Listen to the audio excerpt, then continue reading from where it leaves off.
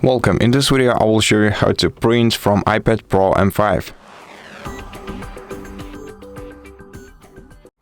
First of all, make sure that your iPad and printer are connected to the same Wi-Fi network. The printer must support AirPrint, the Apple's wireless printing technology. Then open the document, photo or web page you want to print. For example, let's open a photo. And let's say I want to print this photo. What you have to do is press the share icon, which looks like a square with the arrow pointing out of it. Then scroll down and select print. Now you have to tap on printer and then select the printer that you want to use to print this image.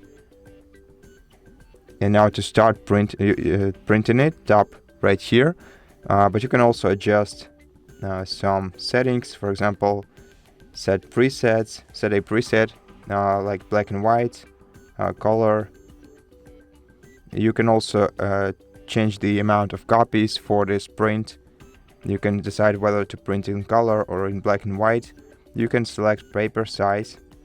In this case we only have A4 format, and also change media and quality here. And so that's basically it. Thank you for watching this video. If you liked it, please consider subscribing to our channel, leave us a like in the comment below, and I'll see you in the next one.